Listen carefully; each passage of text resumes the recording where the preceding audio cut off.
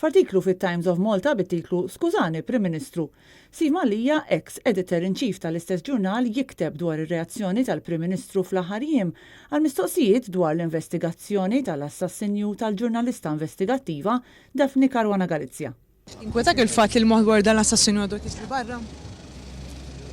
Signorina, jien għalija għandi fiduċja sħiħa fil-korp tal-pulizija. F'Talking Point, Steve Mallia jagħmel punt fejn jgħid li 3 irġiel ġew arrestati sentejn ilu, iżda dawn għadhom għaddewx ġuri u l-iskont artiklu li der fuq l-istess ġurnal kważi sena ilu, l-investigaturi diġà identifikaw il-persuna li kummissjona l-qtil, iżda li dan għadu sa issa ma ġiex interrogat mill-pulizija.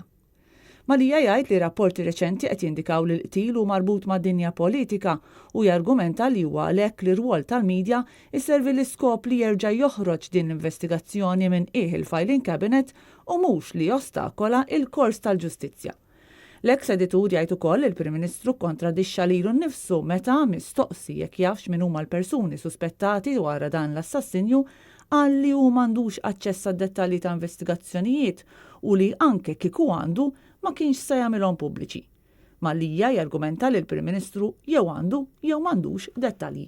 U minkejja li Muscat qal il-medja li hu la jitlob u lanqas jirċievi dettalji dwar l-investigazzjoni fil-qtil ta' Daphne Caruana Galizia u qal li jirċievi briefing dwar materji ġenerali dwar il-każ aktar milli dettalji dwar l-individwi. Kif u fejn taqta' il-linja ta' x'inhuma materji ġenerali u x'mhumiex? X'inhi d-differenza bejn materja ġenerali u dettalji? Liema awtoritajiet investigattivi qed jibbrifjaw lill-Prim Ministru? U għaliex qed jiġi brifjat dwar investigazzjonijiet kriminali speċjalment dawk li hemm mnejn għandhom konnessjonijiet politiċi?